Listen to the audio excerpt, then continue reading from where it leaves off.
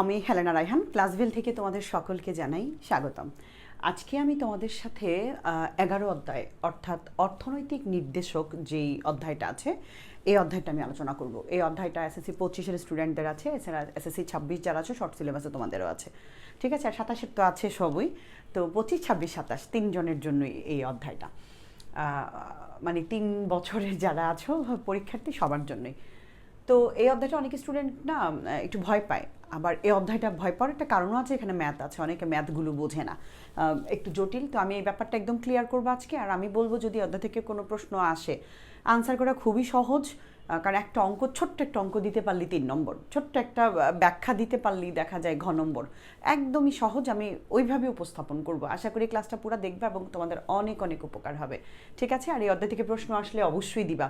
শোনো, যেমন তৃতীয় অধ্যায়, তারপরে হচ্ছে এই 11 অধ্যায়, তারপরে হচ্ছে তোমার আরেকটা অধ্যায় আছে তোমাদের জন্য সহজ, ওই যে কি বলে অর্থনৈতিক ব্যবস্থা, তারপরে হচ্ছে ওই যে ব্যাংকের যে অধ্যায়টা আছে, এই অধ্যায়গুলো না খুব মজার এবং এগুলোতে চার্ট করে তুলনা করে পার্থক্য ওইভাবে দেয়া যায়, তো মার্কস পাওয়াটাও একটা ব্যাপার। তারপরে তৃতীয় অধ্যায়টা তো গুরুত্বপূর্ণ, ওখানে কিছু সময়ের অঙ্ক আছে, ওগুলোও তুমি দিতে পারবা।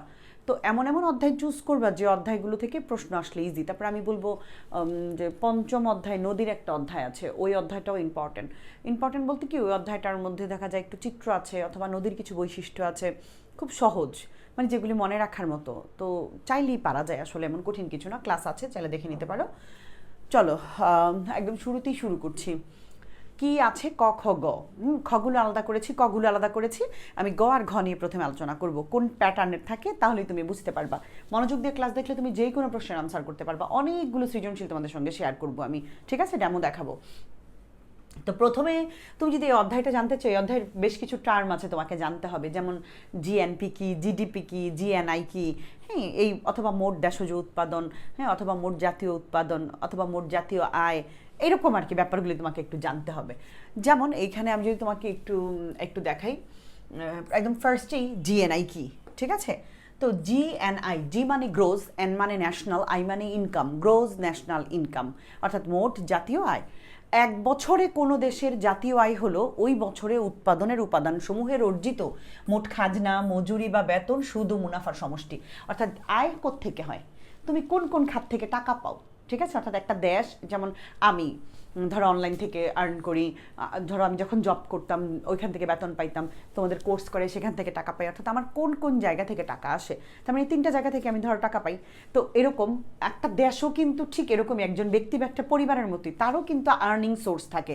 তো একটা দেশের আয় কিভাবে হয়, সব মোটামুটি অনেকই তো ব্যয় আছে, তো আয়ও তো করতে হবে, সে খাজনা থেকে আয় করে, হ্যাঁ, মানে হচ্ছে মজুরি বা বেতন, ওইরকম বিভিন্ন জায়গা থেকে সুদ পায়, মুনাফা কোনো কিছু করে আর লাভ করলো, মুনাফা হইলো, এই সব কিছু মিলেই একটা দেশের আয় হয়, ঠিক আছে। উৎপাদনের উপাদানসমূহ যত কিছু উৎপাদন করে ওইগুলোর বিভিন্ন জিনিস থেকে যে আয়গুলো হয়, ঠিক আছে। এরপরে হচ্ছে জিএনপি, গ্রোস ন্যাশনাল প্রোডাক্ট, মোট জাতীয় উৎপাদন। ইংলিশটা বুঝলি বাংলাটা পারবা। জি মানে গ্রোস, গ্রোস মানে মোট, এন মানে ন্যাশনাল, পি মানে প্রোডাক্ট, তার মানে মোট জাতীয় উৎপাদন। আমরা জিএনপিটা ভেরি ভেরি ইম্পর্টেন্ট, এই জিএনপি বের করার একটা সূত্র আছে এবং এটাই আমাদের জন্য গয়ে আসে, হ্যাঁ, এটা আমাদের গয়ে আসে। এই সূত্রটা সব তথ্য মধ্যে থাকে, তুমি অঙ্কটা করতে পারলে 3 নম্বর পেয়ে যাবা। তো এটা কি, জিএনপি হচ্ছে জিডিপি, তোমার কি আগে জানতে হবে জিএনপি বের করতে চাইলে। চল আগে জিডিপিটা একটু জেনে নিই। জিডিপি হচ্ছে গ্রোস ডোমেস্টিক প্রোডাক্ট, মোট দেশজ উৎপাদন। কথাটার মধ্যে একটা ব্যাপার আছে, দেশজ মানে কি, দেশজ মানে হচ্ছে দেশের অভ্যন্তরে, দেশের ভেতরে যা উৎপাদন হয়। এবার এটা বিদেশিরা এসে করুক বা দেশের মানুষ করুক, মানে ব্যক্তি এখানে ইম্পর্টেন্ট না, ভূমি এখানে ইম্পর্টেন্ট, জায়গা।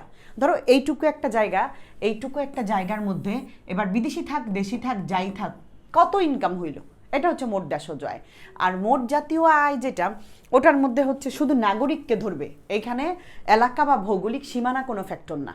আমার দেশের নাগরিক কোথায় কোথায় আছে, অস্ট্রেলিয়াতে আছে, ইংল্যান্ডে আছে, আমেরিকাতে আছে, অথবা ভারতে আছে, অথবা নেপালে আছে, মায়ানমার আছে, ডাজন্ট ম্যাটার, আমার নাগরিক কিনা সে আমার দেশের। এবার আমার নাগরিক যেই যে জায়গা থেকে ইনকাম করবে সেটাই হবে মোট জাতীয় উৎপাদন, ওকে। আশা করি আরও ডিটেলস বলবো, তখন বুঝতে পারবো। তো এই জিডিপি যখন তোমার কাছে থাকবে, তাহলে জিডিপি প্লাস এক্স মানে হচ্ছে প্রবাসী আয়, অর্থাৎ আমার দেশের যারা বিদেশে গেছে প্রবাসী যারা, তাদের আয়, আর এম মানে হচ্ছে আমার দেশের মানুষ যেমন বিদেশে যায়, বিদেশিরাও তো তেমনি আমার দেশে আসে না? যেমন অনেক কিছু যে রাশিয়ান কিছু কোম্পানি আছে, ওই যে রূপপুর পারমাণবিক যেই কেন্দ্র, ওখানে কিন্তু বেশ রাশিয়ান আছে, অনেক ইনকাম করে তারা আছে। তা আমার দেশের বেতনটা টাকাটা কিন্তু তার বেতনটা কিন্তু আমার দেশের টাকায় দেয়া হয়, তো সে কিন্তু একটা টাকা নিয়ে যাচ্ছে। এমন চীনাও যেমন অনেক কিছু যে ম্যাটেরিয়াল তৈরি করছে যারা, তারাও কিন্তু একটা বেতন নিছে। তো এরকম অনেক সেক্টর আছে, অনেক অনেক ভালো ভালো উচ্চপদস্থ কর্মকর্তা আছেন, হ্যাঁ, হয়তো কোনো কোম্পানির সিইও পদে আছেন, তারা কিন্তু বেতন দেওয়া হয় তাদেরকে। তো এই যে তারা বিদেশি, আমার দেশ থেকে টাকাটা নিয়ে তো সে তার দেশে পাঠায়, তো এটা হচ্ছে, এটাকে এম বোঝায়। অর্থাৎ বিদেশিরা যখন আমার দেশ থেকে ইনকাম করবে সেটা এম হবে, আর আমার দেশের মানুষ যখন বাহিরে গিয়ে ইনকাম করে টাকা পাঠাবে, রেমিটেন্স পাঠাবে, সেটা প্রবাসীদের আয়, সেটাকে এক্স দিয়ে প্রকাশ করব।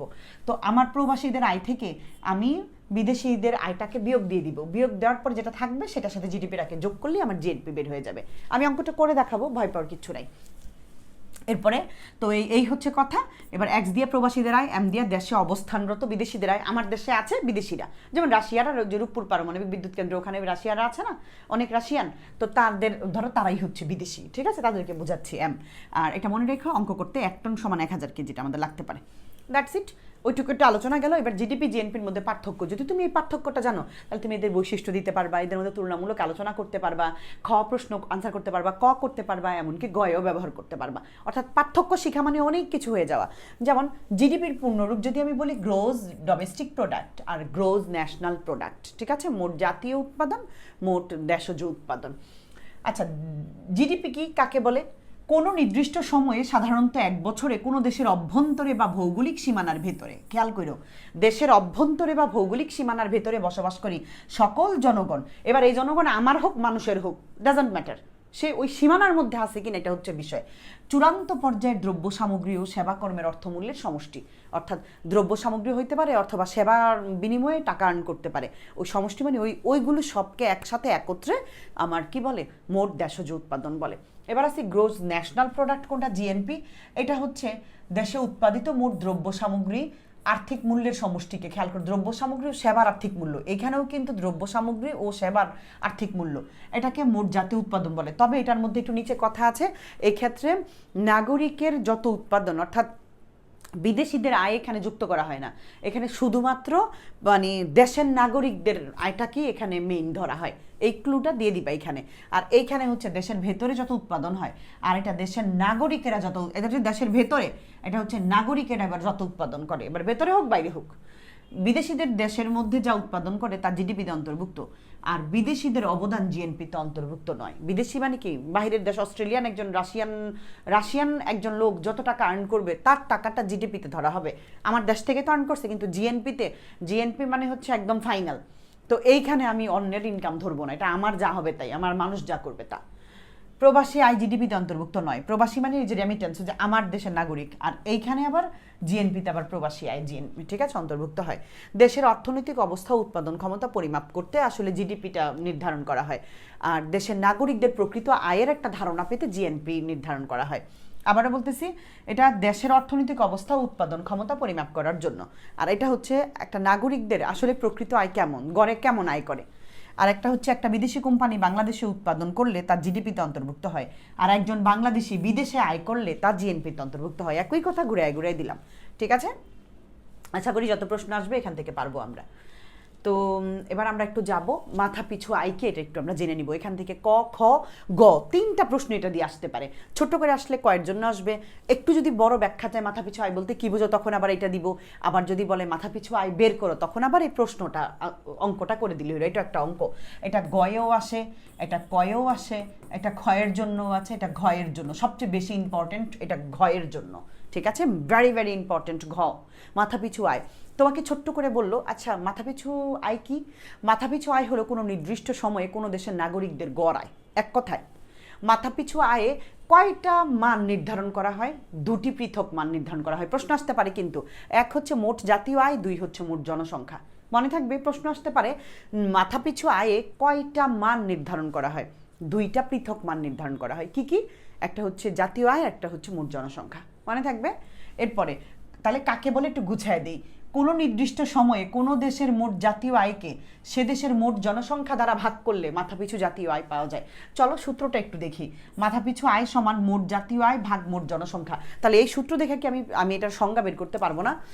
কোনো দেশের মাথাপিছু আয় হচ্ছে ওই দেশের মোট জাতীয় আয়কে মোট জনসংখ্যা দিয়ে ভাগ করলে আমরা মাথাপিছু আয় পেয়ে যাব। একদম সহজ করে এইটা জানলেই কাকে বলে এটা পারা যায়। মাথাপিছু আয় মোট দুইটা জিনিস দিয়া দুইটা পৃথক মান দ্বারা নির্ধারিত, একটা হচ্ছে জাতীয় আয়, একটা হচ্ছে জনসংখ্যা। পারবা না? এটা হচ্ছে কোনো দেশের নাগরিকদের গড় আয়, গড়ে সকল নাগরিক কেমন ইনকাম করে। তো এটাকে সংকেত আছে, এটার আবার একটা, যেমন ওয়াই বার দিয়ে মাথাপিছু আয় বোঝায়, শুধু ওয়াই দিয়ে মোট জাতীয় আয় বোঝায়, পি দিয়ে পিপল বা মোট জনসংখ্যাকে বোঝায়। ঠিক আছে, তো আমরা যদি এরকম মান থাকে অঙ্কটা আমরা ঝটপট করে ফেলতে পারবো। ঠিক আছে, মোট জাতীয় আয়কে মোট জনসংখ্যা দিয়ে ভাগ করলে আমরা পেয়ে যাব। চলো, এই অঙ্কটা এতটাও সহজ না।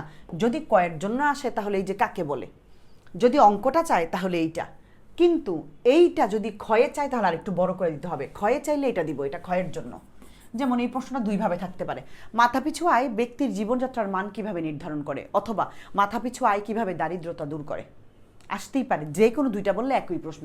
অর্থাৎ মাথাপিছু আয় এটার সাথে দারিদ্রতার একটা সম্পর্ক আছে, জীবনযাত্রার জীবন মানের একটা সম্পর্ক আছে।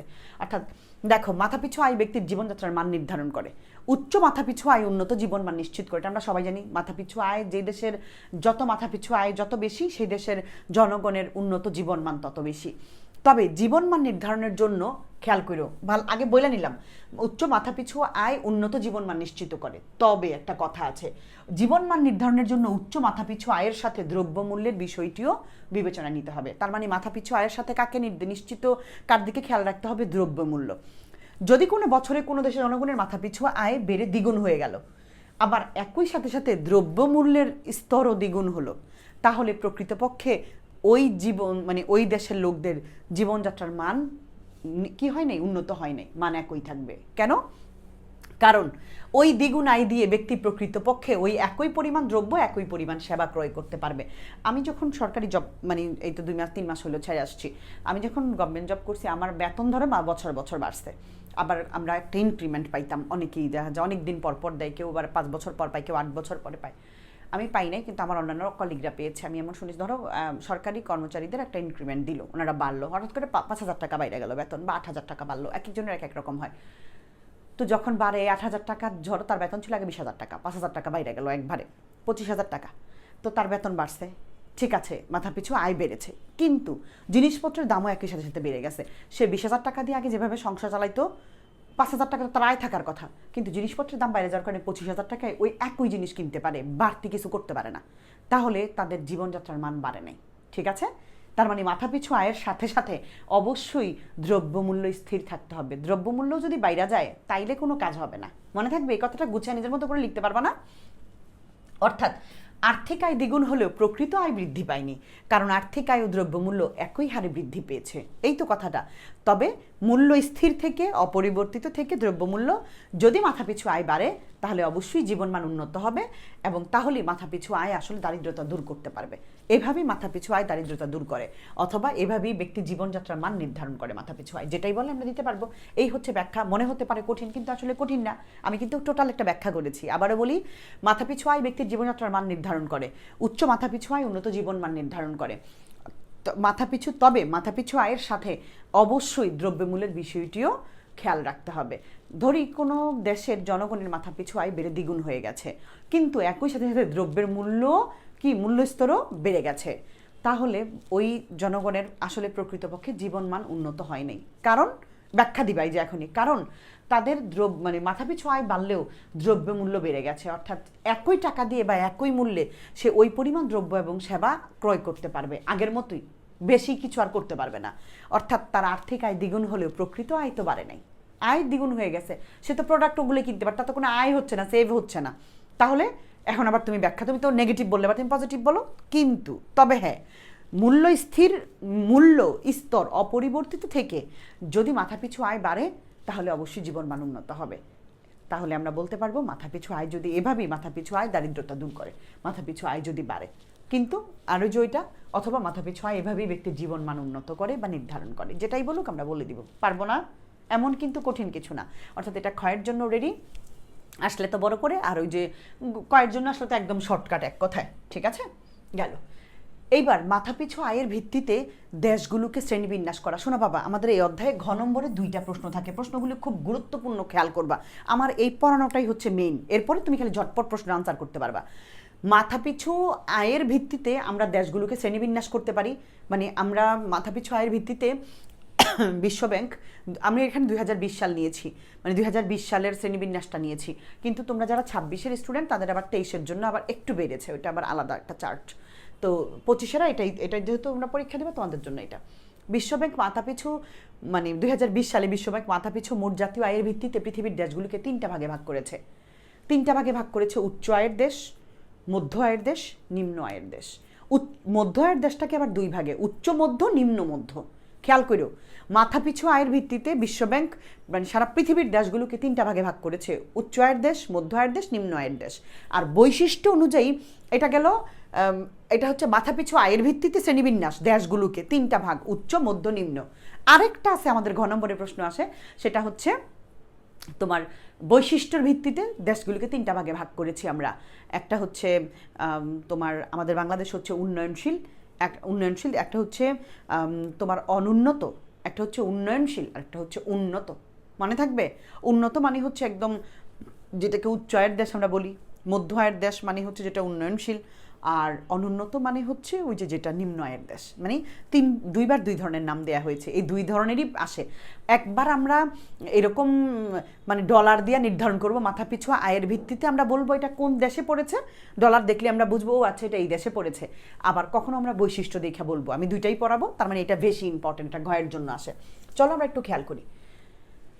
বিশ্বব্যাংক মাথাপিছু মোট জাতীয় আয়ের ভিত্তিতে 2020 সালের কথাটা লিখে দিতে হবে। দেশগুলোকে মোট 3 ভাগে ভাগ করেছে। এগুলো হলো উচ্চ আয়ের দেশ, মধ্য আয়ের দেশ, নিম্ন আয়ের দেশ। উচ্চ আয়ের দেশসমূহ উন্নত দেশ হিসেবে স্বীকৃত। আবারও বলতেছি, উচ্চ আয়ের দেশ কাকে বলে? উন্নত দেশ। এসব দেশসমূহের মাথাপিছু আয় 12,276 ইউএস ডলার বা তারও বেশি। কি মনে থাকবে বাবা? 12,276-এর বেশি হয়ে গেলে এটা উচ্চ আয়ের দেশ। যদি কারণ কোনো দেশের জনগণের মাথাপিছু আয় 13,375 হয়, তাহলে এটা কোন দেশ? অবশ্যই এটা উচ্চ আয়ের দেশ। কেন? কারণ 12,276-এর উপরই তো 13,000, 12,277 হইলে এটা উচ্চ আয়ের দেশে চলে যাবে। ঠিক আছে, ওকে। 76 হইলেও হবে, কারণ 76 বা তার বেশি, 76 থেকেই স্টার্ট মূলত। তো গেল এটা এসব দেশের। এবং মধ্য আয়ের দেশসমূহের মাথাপিছু আয় 1,006 থেকে 12,275। ওই যে ওইটা 76-এ গেলেই তো এটা উচ্চ, তাহলে এর 1 কম থাকলেও এটা নিম্ন আয়ের দেশ, মানে মধ্য আয়ের দেশ। আবারও বলতেছি, মধ্য আয়ের দেশসমূহের মাথাপিছু আয় 1,006 থেকে 12,275। তবে এই মধ্য আয়ের দেশগুলোকে 2 ভাগে ভাগ করা হয়েছে, একটা উচ্চ মধ্য, একটা নিম্ন মধ্য। নিম্ন মধ্যটা হচ্ছে ওই যে 1,006 থেকে 3,975। খেয়াল করো, 1,006 থেকে 3,975 নিম্ন মধ্য, আর 3,900 যে 75-এর পরেই 76 থেকে 12,000, ওইটার থেকে 1 কম, 12,275 হচ্ছে উচ্চ মধ্য। এইটা মনে রাখতে হবে। তুমি বলতে পারো ম্যাম প্যাস লাগে যায় না। বাবা, প্যাস লাগলে তো হবে না। আবার নিম্ন মধ্য আয়ের দেশগুলোকে উন্নয়নশীল দেশও বলে। বাংলাদেশের মাথাপিছু আয় 1,466 মার্কিন ডলার। তাহলে 1,000-এর উপরে, 1,006-এর উপরে যদি থাকে তাহলেই সেটা কোন দেশ? নিম্ন মধ্য। নিম্ন মধ্যকে একটু স্মার্টলি আর কি বলি, নিম্ন মধ্য বললে কেমন লাগে না, নিম্ন কথাটা, এই জন্য এটাকে উন্নয়নশীল দেশও বলে। তার মানে বাংলাদেশ একটা উন্নয়নশীল দেশ। নিম্ন আয়ের দেশসমূহের মাথাপিছু আয় 1,005 ডলার বা তার নিচে। তার মানে 1,006 হয়ে গেলে মধ্য। আমি তোমাকে নিচ থেকে বুঝাই, তুমি এভাবে মনে রাখবা, 1,005 এর ধরো নিচে, ঠিক আছে, 1,005-এর নিচে যদি হয়, তার মানে এর নিচে হইলে এটা কোন দেশ? এটা হচ্ছে নিম্ন। ঠিক আছে, 1,005-এর নিচে, এই যে এটা হচ্ছে 1,005 হচ্ছে বেশি, মানে তার নিচে নিম্ন। এবার আসি 1,005-এর উপরে হচ্ছে 6, এক বেশি 6, 1,006 থেকে 3,975 এর মধ্যে যদি থাকে, 1,006 থেকে 3,975, তাহলে এটা হচ্ছে নিম্ন মধ্য। খেয়াল করে মধ্য কথাটা। এবার 3,975-এর এক বেশি, 3,976 থেকে, উল্টা আর কি, 3,976 থেকে আমার হচ্ছে 12,275। কেন 75? কারণ 76-এ চলে গেলে সে উচ্চ মধ্য হয়ে যাবে, উচ্চ হয়ে যাবে। এটা হচ্ছে উচ্চ মধ্য। আর 12,275 76 বা তার বেশি, ঠিক আছে? এই 76 বা তার বেশি, এর বেশি বেশি যদি হয় সেটা হচ্ছে উচ্চ আয়ের দেশ, মনে থাকবে। এবার চলো উচ্চ আয়ের কয়েকটা দেশের নাম জেনে নেই। যুক্তরাষ্ট্র, যুক্তরাজ্য, কানাডা, জাপান, সিঙ্গাপুর, ঠিক আছে? নরওয়ে, এগুলো হচ্ছে উচ্চ আয়ের দেশ। উচ্চ মধ্য আয়ের দেশ মানে মধ্যর মধ্যে দুইটা, একটা হচ্ছে নিম্ন মধ্য, নিম্ন মধ্যের মধ্যে আমরা পড়ি বাংলাদেশ, ভারত, পাকিস্তান, আমাদের আশেপাশে যারা আছে, মিশর, এগুলা। আর উচ্চ মধ্য আয়ের দেশ হচ্ছে চীন, ইরান, মালয়েশিয়া, তুরস্ক, এগুলো হচ্ছে উচ্চ মধ্য, মনে থাকবে। চীন কিন্তু উচ্চ মধ্য, চীন যদিও এতই, তারপরে এখনো ওই যুক্তরাষ্ট্র, যুক্তরাজ্য এদেরকে ছুতে পারেনি। চীন, ইরান, মালয়েশিয়া, তুরস্ক, এগুলো হচ্ছে উচ্চ মধ্য। আর নিম্ন আয়ের দেশ নাইজার, উগান্ডা, ঠিক আছে? নেপাল হচ্ছে নিম্ন মধ্য আয়ের দেশ, এই আমাদের এই এশিয়ার মধ্যে নেপাল হচ্ছে নিম্ন আয়ের দেশ। নাইজার, উগান্ডা, এই দেশগুলো হচ্ছে নিম্ন আয়ের দেশ, একদম মনে থাকবে। প্রশ্ন আসলে আমি বুঝাবো কিভাবে দিতে হবে। মানে আমি একটু পড়াই নিই, তারপরে প্রশ্নের উত্তরগুলো আর কি দিব। অর্থনৈতিক প্রবৃদ্ধি ও অর্থনৈতিক উন্নয়ন, এটা নিয়ে একটা প্রশ্ন আসবে, এটা ঘয়ে আসবে সাধারণত, ঘয়ের জন্য এই প্রশ্নগুলো। অর্থনৈতিক প্রবৃদ্ধি এবং অর্থনৈতিক উন্নয়ন একই অনেকে বলে, কিন্তু না, দুইটা আসলে আলাদা টার্ম। কোনো দেশের জাতীয় আয়ের বার্ষিক বৃদ্ধির হারকে প্রবৃদ্ধির হার বলে। জাতীয় আয়ের বার্ষিক বৃদ্ধির হারকে। অর্থনৈতিক উন্নয়ন হচ্ছে কোনো দেশের মোট জাতীয় উৎপাদন বা আয় বৃদ্ধির সাথে সাথে দীর্ঘ সময় ধরে মাথাপিছু প্রকৃত আয়ের বৃদ্ধিকে অর্থনৈতিক উন্নয়ন বলে। একটা বিষয় খেয়াল করো, আমি তোমাকে শর্টকাটে বুঝাই। যেমন আমি চাকরি যখন করেছি, আমি বেতন পেয়েছি, ধরো যা বেতন পাইছি 20,000, 25,000, যাই পাইছি, ধরো আমি বেতন পাই 20,000 টাকা। এখন এই 20,000 টাকার পরের বছর যদি আমার বেতন 5,000 বাইরে যায়, তাহলে 25,000 টাকা, এটা হচ্ছে আমার প্রবৃদ্ধি। আবারও বলতেছি, এখন এই টাকা দিয়ে আমি চলতে পারবো কি পারবো না, আমার জীবনমান উন্নত হইলো কি হইলো না, ইট ডাজন্ট ম্যাটার, এটা কেউ দেখবে না। আমার বেতন বাড়ছে এটা দেখবে, তার মানে এটা হচ্ছে প্রবৃদ্ধি। এবার আসি অর্থনৈতিক উন্নয়ন। উন্নয়ন হচ্ছে কোনো দেশের মোট জাতীয় উৎপাদনের বা আয় বৃদ্ধির সাথে সাথে, হ্যাঁ আয় তো বাড়লো, প্রবৃদ্ধি তো আমার বেতন তো 5,000 টাকা বাড়লো, এটার সাথে সাথে আমার মাথাপিছু আয় কি বেড়েছে? মাথাপিছু আয় মানে কি? মাথাপিছু আয় তো আমরা আগেই শিখে আসছি, অর্থাৎ মাথাপিছু আয় তখনই আমরা বলতে পারবো যে তোমার জীবনমান নির্ধারণ করতে পারবে বা উন্নত হবে বা তোমার দারিদ্রতা দূর করতে পারবে, কখন? যখন মাথাপিছু আয়ের সাথে সাথে তোমার দ্রব্যমূল্য স্থির থাকবে। দ্রব্যমূল্য দুমাদুম বাইরে গেছে গা, ওই টাকা দিয়ে আমি ওই আগের মতো জিনিসপত্র কিনতে পারি, একটু আমার বাড়তি কোনো আয় থাকে না, আমার কোনো উন্নয়ন নাই। আমার সংসারে আমি আমার অনেক দিনের শখ, একটা ধরো একটা কিছু করব, হ্যাঁ, একটু বাচ্চাকে ভালো একটা স্কুলে পড়াবো, অথবা আমি একটা আইফোন কিনবো, একটা কথার কথা, অথবা একটু ভালো ফোন কিনবো, একটু ভালো একটা বাসায় থাকবো, তো এগুলো না আমি পূরণ করতে পারছি না। ওই টাকা যা হয়, জিনিসপত্রের দাম বাইরে না সমান সমান, আমার জীবন মানার উন্নত হয় না। আমি চাইলে একটু ঘুরতে যেতে পারি না, আমি চাইলে একটু কোথাও বেড়াতে যেতে পারি না, আমাকে এখনও হিসেব করে চলতে হয়। অর্থাৎ আমার ব্যক্তিগত যে উন্নয়ন, ওইটা হয় না। আমার মনের খোরাক কিন্তু আমি মিটাইতে পারিনি। ঘুরতে যাওয়ার আগে 10 বার চিন্তা করা লাগে, ড্রেস কেনার আগে 10 বার চিন্তা করা লাগে যে এবার টাকা দিয়ে এইভাবে এভাবে চলতে হবে না, এটা তো ওই জায়গায় বাড়তি খরচ করা যাবে না। মানে অর্থাৎ খাওয়া দাওয়া, মৌলিক চাহিদার বাইরে কিছুই যেন আর করা যায় না। এরকম হইলে তোমার উন্নয়ন হয় নাই। তার মানে অর্থনৈতিক উন্নয়নটা মাথাপিছু আয়, তোমার এই যে এই অর্থ প্রবৃদ্ধি হয়েছে এবং মাথাপিছু আয় একটা দীর্ঘ সময় ধরে, কয়েক বছর ধরে তোমার মাথাপিছু আয় বাড়ছে, হ্যাঁ, তার মানে তুমি স্টেবল হয়েছো, তখনই আমরা বলতে পারবো উন্নয়ন হয়েছে। আমি কি বোঝাইতে পারছি? একটা পরিবার যেমন, একটা দেশেরও কিন্তু এরকম অবস্থা আছে। দেশেরও কিন্তু আয় থাকে, একটা পরিবারেরও কিন্তু আয় থাকে। মনে করো 2,000 টাকা করে প্রতি মাসে তুমি সেভ করো, এখন তোমার প্রবৃদ্ধি হয়েছে, বেতন তোমার বাড়ছে, কিন্তু এখন তো তোমার বেতন বাড়ছে 5,000 টাকা, তোমার তো 3,000 টাকা করে সেভ করার কথা, কিন্তু দেখা গেছে তুমি পারো না ওই টাকাটাই, এর বাইরে 1 টাকাও রাখতে পারো না, বরং উল্টা আরও হিমশিম খাই যাইতেছো। সো তাইলে তোমার প্রবৃদ্ধি হয়েছে, শুধু উন্নয়ন হয় নাই। উন্নয়ন একটা দীর্ঘমেয়াদী পরিকল্পনা। উন্নয়ন হওয়ার জন্য অবশ্যই মাথাপিছু আয়ও বৃদ্ধি, মাথাপিছু আয়ের সাথে সাথে দ্রব্যমূল্য স্থির থাকতে হবে এবং এটা দীর্ঘ সময় ধরে চলতে হবে, ঠিক আছে? প্রবৃদ্ধির হার হচ্ছে জাতীয় আয়ের পরিবর্তনের হার। জাস্ট একটা জাতীয় আয় 10 থেকে 20-এ গেল, 5-এ গেল, এরকম।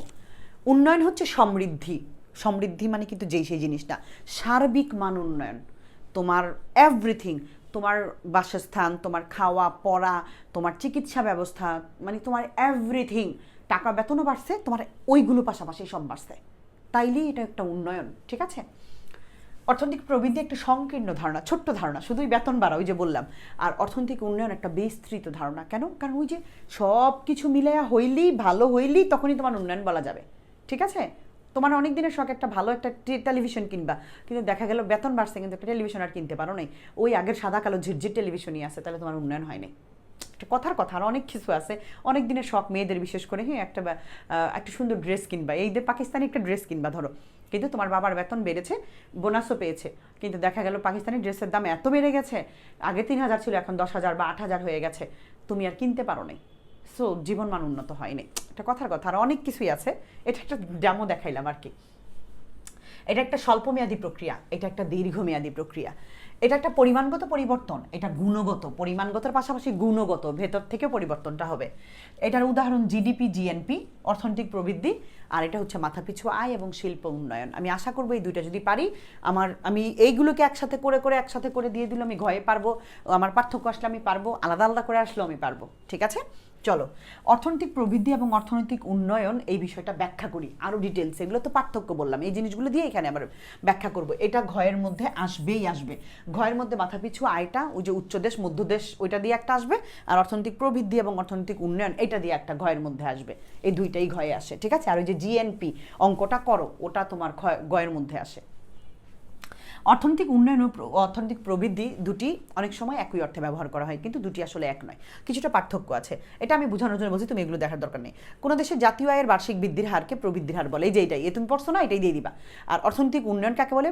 প্রবৃদ্ধির হার হচ্ছে জাতীয় আয়ের পরিবর্তন। এই যে এখানে এইটা যা যা লিখছি, এই জিনিসগুলো, এটা একটা সংকীর্ণ ধারণা। ঠিক আছে, প্রবৃদ্ধি নিয়ে বললাম, আবার অর্থনৈতিক উন্নয়ন নিয়ে বললাম। হ্যাঁ, প্রবৃদ্ধির হারের সাথে এই যে এখন একটা বিষয় তোমাকে বুঝাই, লাল কলম দিই। প্রবৃদ্ধির হারের সাথে জনসংখ্যা ও দ্রব্যমূল্য স্তর বিবেচনায় নিয়ে অর্থনৈতিক উন্নয়ন নির্ধারণ করা হয়।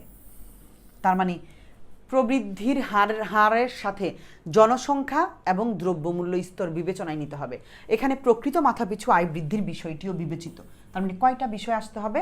প্রবৃদ্ধির সাথে তখনই উন্নয়ন, প্রবৃদ্ধির সাথে জনসংখ্যা বৃদ্ধি যদি পায় তাহলেও কিন্তু সমস্যা, জনসংখ্যা স্থির থাকতে হবে, দ্রব্যমূল্য স্তরও ওইটাও বিবেচনায় আনতে হবে, এবং মাথাপিছু আয় বৃদ্ধি পাইতে হবে। এই তিনটা বিষয় একসাথে যদি প্রবৃদ্ধির সাথে হয়, তখনই আমি বলতে পারবো উন্নয়ন ঘটেছে। চলো এবার ডেমো দেখাবো, এগুলো হচ্ছে আসল উদাহরণ। ধরি কোনো দেশের প্রবৃদ্ধির হার 2% যদি হইল, সে দেশে জনসংখ্যাও যদি 2% হারে বাড়ে। খেয়াল করো, প্রবৃদ্ধির সাথে জনসংখ্যার বিষয়টা জড়িত এবং মাথাপিছু আয় বিষয়টাও জড়িত, বারবার বলেছি। ঠিক আছে, তো প্রথমে তোমাকে জনসংখ্যা দিয়ে প্রবৃদ্ধির বিষয়টা দেখাইলাম। কেন? কারণ এই যে এখানে দেখো, প্রবৃদ্ধির সাথে জনসংখ্যা ও দ্রব্যমূল্য স্তর বিবেচনায় আনতে হবে, এবং প্রকৃত মাথাপিছু আয়ের বিষয়টাও ওইটা কি বিবেচনায় আনতে হবে। তাহলে ধরি আমি কোনো দেশের প্রবৃদ্ধির হার 2% বাড়লো এবং সে দেশের জনসংখ্যাও একই সাথে 2% হারে বাড়ছে, তাহলে অর্থনৈতিক উন্নয়ন ঘটছে বলা যাবে না। কেন? অর্থনৈতিক উন্নয়ন হওয়ার জন্য আমরা বলেছি ওগুলো স্থির থাকতে হবে, না হলে কিন্তু হবে না। কারণ প্রবৃদ্ধির হার ও জনসংখ্যা বৃদ্ধির হার একই হলে মাথাপিছু আয় তো একই থাকবে, মাথাপিছু আয় তো আর বাড়বে না, জনসংখ্যা তো বেড়ে গেছে, তোমার ঘরে পরিবারের সদস্য সংখ্যা বাড়তি, তোমার ইনকাম বাড়ছে। ধরো তোমাদের পরিবারের 4 জন সদস্য, তোমার বাবা 20,000 টাকা বেতন পায়, ধরো না, এখন ভালো, তো তোমার বাবার বেতন বাড়ছে, 25,000 টাকা বেতন হয়েছে, এখন তোমাদের পরিবারে তোমার আরেকটা ছোট ভাই বা বোন হয়েছে, তো কি হয়েছে? জনসংখ্যাও যদি বাড়ে তোমার প্রবৃদ্ধির সাথে সাথে, তোমার বাবার বেতনের সাথে সাথে, তাহলে তো তোমাদের জীবনমান উন্নত হয়নি, তাহলে তো লাভ নাই। ওই বাচ্চারও তো একটা খরচ আছে, ওই বাচ্চার জন্য তো এই 25,000 টাকা, এবার 5,000 তো বাচ্চার জন্য যাবে, তোমরা 4 জনের গড়ে 5,000 কইরা, তা বাচ্চা আসছে নতুন, 5,000 তার ভাগেও যাবে, তাহলে 25 সমান তোমাদের জীবনমান উন্নত হয়নি। এই 5,000 তো থাকতো, মানুষ যদি 4 জনই থাকতা, তাহলে তোমাদের প্রত্যেকের ভাগে 1,000 টাকা বেশি পারতা, একটা সুবিধা নিতে পারতা, একটা ড্রেস কিনতে পারতা, মানে তুমি একটু ভালো লাইফ লিড করতে পারতা। ঠিক আছে, তো এটা বললাম। এই যে যদি প্রবৃদ্ধির হার জনসংখ্যা বৃদ্ধির হারের চেয়ে বেশি হয়, অর্থাৎ এখন ঠিক আছে, এখন যদি জনসংখ্যা 4 জনই থাকতো এবং প্রবৃদ্ধি তোমার বাবার বেতন 25,000 হইতো, তাইলে মাথাপিছু আয় বাড়বে। ওই যে জনপ্রতি 6,000 করে এখন পড়বে, 424,000, হ্যাঁ, 6,000 টাকা করে, একটা কথার কথা 25,000 বা 24,000, তাহলেই মাথাপিছু আয় বাড়বে এবং অর্থনৈতিক উন্নয়ন ঘটছে বলা যাবে। তবে এর সাথে দ্রব্যমূল্য স্তর পরিবর্তনের বিষয়টিও বিবেচনায় নিতে হবে। খেয়াল করেছি, দুইটা বিষয়, দ্রব্যমূল্য এবং জনসংখ্যা, এগুলোও বিবেচনায় আনতে হবে। তাহলে প্রথম ব্যাখ্যা আমি বুঝাইতে পারছি, 2%-এর জায়গায় 5% করে দাও, কোনো সমস্যা নয়, তুমি বুঝাই দাও। ঠিক আছে, এটা একটা ডেমো, এটা দিতেই হবে। পরেরটা আবার, এটা গেল জনসংখ্যা বৃদ্ধির হার। এবার মাথাপিছু আয়ের বিষয়টাই আসি, দুইটাই ব্যাখ্যা দিয়ে বুঝাই দিতে হবে। কোনো নির্দিষ্ট বছরে কোনো দেশে জনগণের মাথাপিছু আয় 5% বাইরে গেছে। আমরা জানি প্রবৃদ্ধির ব্যাপারটার সাথে ওই যে তোমার মাথাপিছু আয় এবং জনসংখ্যা বৃদ্ধির বিষয়টা দেখতে হবে। তো একই সময় সে দেশে দ্রব্যমূল্য আবার বাইরে গেছে। খেয়াল করো বাবা, আমরা কিন্তু প্রথমেই শিখেছিলাম মাথাপিছুর সাথে দ্রব্যমূল্যের বিষয়টা জড়িত, মনে আছে আমাদের? দেখো এখানে আমরা বলেছি, কি বলেছি?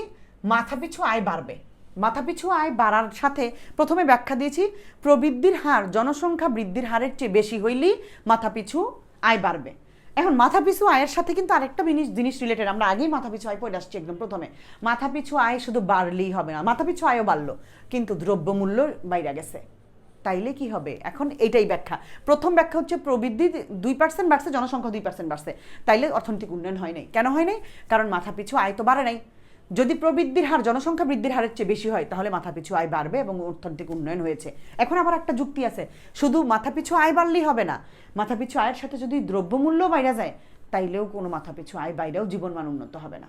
মানে একটা প্রথমে ব্যাখ্যা দিলাম, মাথাপিছু আয় বাইরে গেছে, তাহলে তোমার যুক্তিতে মনে হইতে পারে মাথাপিছু আয় বাইরে গেছে তাহলে তো অর্থনৈতিক উন্নয়ন হবে, কিন্তু না, আমরা তো আগেই শিখে আসছি মাথাপিছু আয় 5% বাড়ছে, আবার দ্রব্যমূল্য 5% বাইরে গেছে। এই ক্ষেত্রে মাথাপিছু আয় বৃদ্ধি পাওয়া সত্য জনগণ পূর্ব অপেক্ষা অধিকতর দ্রব্য সেবা ক্রয় করতে পারবে না, ওই যে আগের যে ব্যাপারটা, অর্থাৎ তাদের আর্থিক আয় বৃদ্ধি পেলেও প্রকৃত আয় বাড়েনি।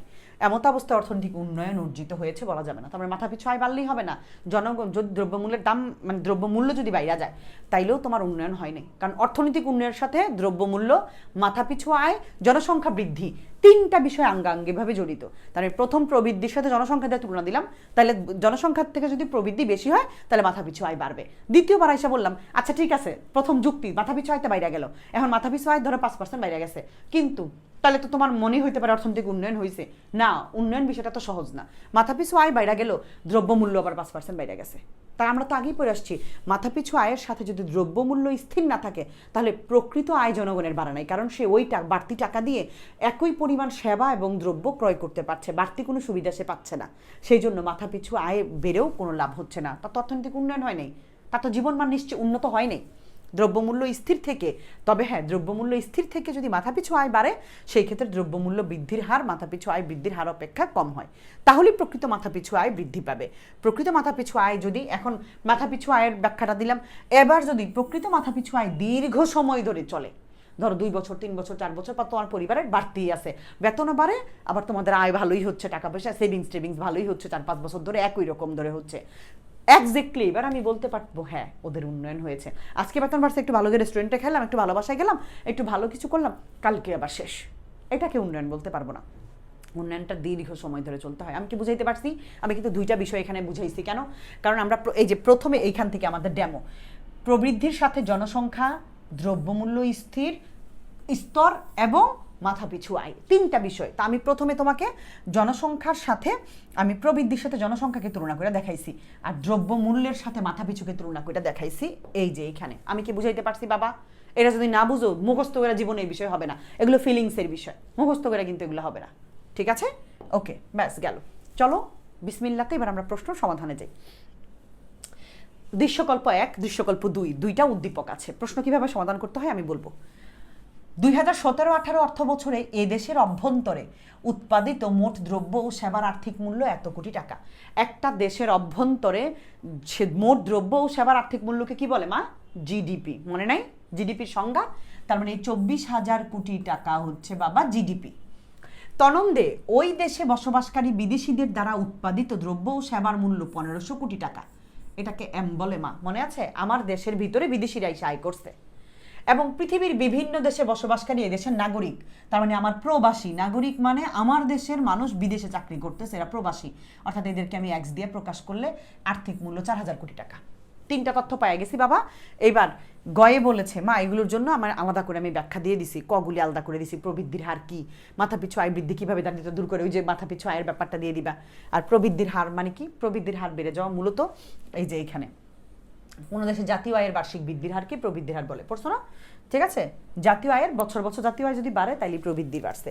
এবার মাথাপিছু আয় কিভাবে দারিদ্রতা দূর করে, তো আগেই পড়লাম ওই যে মাথাপিছু আয়টা আমরা যে ওখানে পড়লাম। এবার গ, দৃশ্যপট 1 উল্লেখিত এই দেশের মোট জাতীয় উৎপাদন অর্থাৎ জিএনপি নির্ণয় করো। আমরা জিএনপির সূত্র জানি, GDP plus X minus M. এই সূত্র চলো বাবা করে ফেলি। এই যে জিএনপি, তা আমি ক খ মাথাপিছু আয় ব্যক্তির জীবনমান নির্ধারণ করে, আমি আর বললাম না, এটা তো আমি বুঝাই দিছি, এটা ওই যে ওইটুকু লিখবা। ঠিক আছে, মাথাপিছু আয় জীবনমান নির্ধারণ করে, উচ্চ মাথাপিছু আয় উন্নত জীবনমান নিশ্চিত করে, তবে মাথাপিছু আয়ের সাথে সাথে দ্রব্যমূল্য খেয়ালে রাখতে হবে।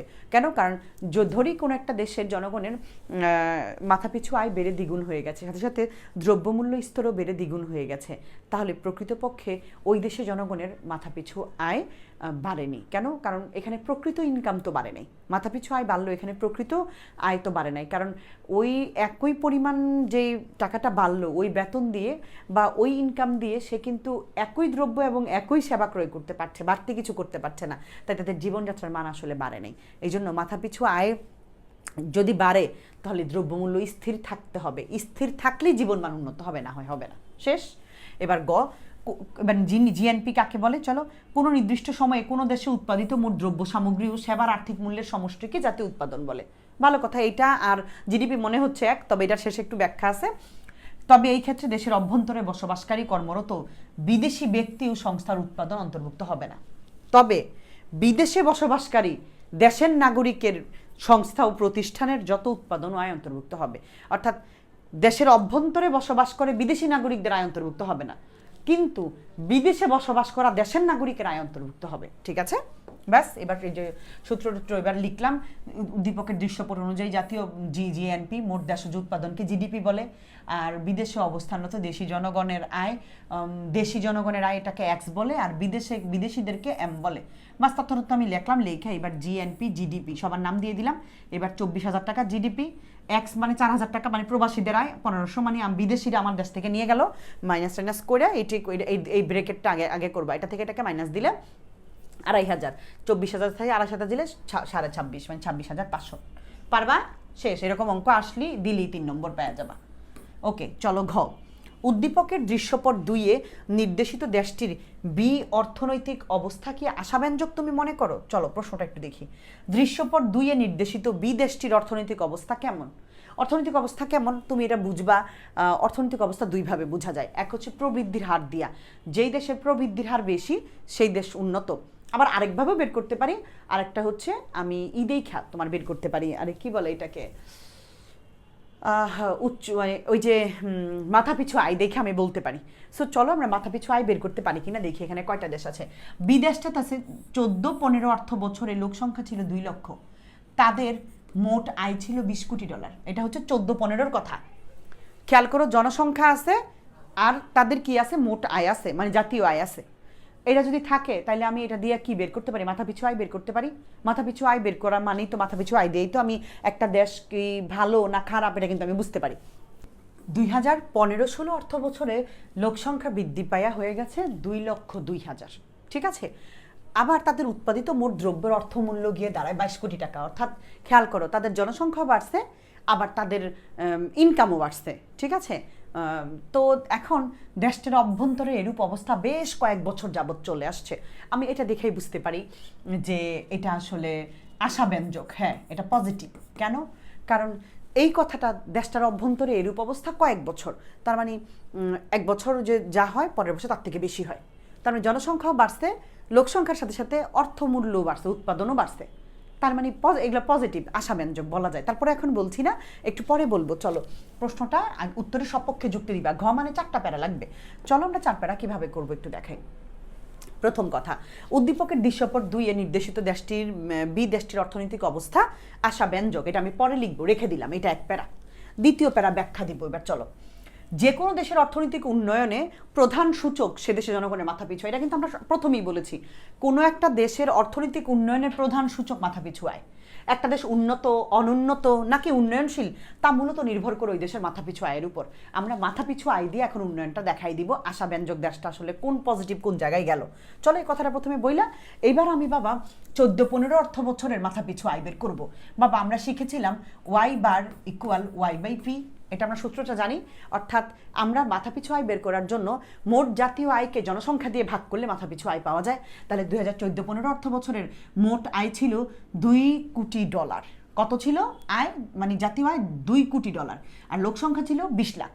ঠিক আছে, তো দিলাম 20 লাখকে যখন আমি 20 কোটি দিয়ে ভাগ করব, কাটাকাটি করবো, আমার কাছে $1,000 থাকে। বাবা 1 2 1 2 1 2 1 2 1 2 কেটে কুটে দিলাম। এবার 2 দিয়ে যদি রেখে কাটি 10 আর এই 2টা 0, তার মানে আমার কাটাকাটি আসছে $1,000। তার মানে 14-15 অর্থ বছরে $1,000 আসছে। তো এটা মাথাপিছু আয় জন প্রতি $1,000। ভালো কথা। পরেরটা অনুরূপভাবে 2015 সালে মাথাপিছু আয় $22 কোটি, জনসংখ্যা বাড়ছে 2,02,000। ওকে, এবার কাটাকাটি করার পরে দেখলাম 1,089। তাইলে আগে ছিল $1,000, এখন আরো $89 বাড়ছে। তাহলে ভালো হয়েছে না খারাপ হয়েছে? অবশ্যই ভালো হয়েছে। এইবার তোমার কি মনে পড়ে বাবা, আমি যে তোমার ওই যে লাল নীল সবুজ রং দিয়া শিখাইছিলাম 2020-এর অর্থমতে কত থেকে কত মাথাপিছু আয় হইলে সে কোন দেশে পড়বে? তোমাদের নিশ্চয় মনে থাকার কথা বাবা, 1,000 ছয়ে এর 1005-এর নিচে যদি হয়, ডলারের কম যদি হয় কোনো দেশের ইনকাম, তাহলে সেটা নিম্ন আয়ের দেশ। তাহলে প্রথমে ছিল $1000, ছিল নিম্ন আয়ের দেশ, পরে 1089, তাহলে পরে আমরা শিখেছিলাম 1006 থেকে 3975, এটা হইলে নিম্ন মধ্য আয়ের দেশ, নিম্ন মধ্য অর্থাৎ উন্নয়নশীল দেশ বলতে পারি আমরা। আর এটা আর দরকার নেই আর বেশি, 3976 থেকে 12275 পর্যন্ত উচ্চ মধ্য, আর 12076-এর উপরে যদি যায় তাহলে একদম উচ্চ আয়ের দেশ। তো আমার এইটুকু আর এইটুকু দরকার, আমার ওটা দরকার নাই, এখানে তো আমি যাইনি। তাহলে আমরা বলবো প্রথমে আমরা 2020 সালের ওয়ার্ল্ড ব্যাংকের রিপোর্ট অনুযায়ী আমরা জানি মাথাপিছু আয় যদি কোনো দেশের $1005 বা তার কম থাকে তাহলে সেটা নিম্ন আয়ের দেশ হিসেবে বিবেচিত হবে, এবং 1006 থেকে 3975-এর মধ্যে যদি থাকে, হ্যাঁ, তাহলে সে হবে, আমি দুইটাই বলতে পারি আলাদা করে বা একবারে বলে দিতে পারি, 1006 থেকে 12275 পুরোটা বলতে পারি বা শুধু এইটুকু নিয়েও বলতে পারি, যেভাবে খুশি, ঠিক আছে। যে 1006 থেকে 3975-এর মধ্যে থাকলে সে নিম্ন মধ্য আয়ের দেশ। আর এখানে যেমন আমি মধ্য আয় পুরাটা বলে দিছি, দুইটা পার্টে না বইলা, ঠিক আছে। তাহলে বিশ্বব্যাংকের রিপোর্ট 2020-এর অনুযায়ী আমাদের উদ্দীপকে আমরা দেখতে পাচ্ছি মাথাপিছু আয় বেড়েছে, অর্থাৎ এটা নিম্ন আয়ের দেশ থেকে নিম্ন মধ্য আয়ের দেশে উন্নীত হয়েছে। তাই বলা যায় দেশটির অবস্থা আশাব্যঞ্জক। তাহলে এবার ওই যে প্রথমে গিয়া এই যে এখানে লাইনটাতে আশাব্যঞ্জক কথাটা লিখতে পারি, তার মানে নিম্ন থেকে উন্নয়নশীল অর্থাৎ নিম্ন মধ্য আয়ের দেশে সে উন্নীত হয়েছে। এইভাবে করে আমরা ডলার দেখে, মাথাপিছু আয় দেখে আমরা বলতে পারি দেশটাকে উচ্চ, নিম্ন মধ্য নাকি নিম্ন আয়ের দেশ। ওকে, ঠিক আছে বাবা।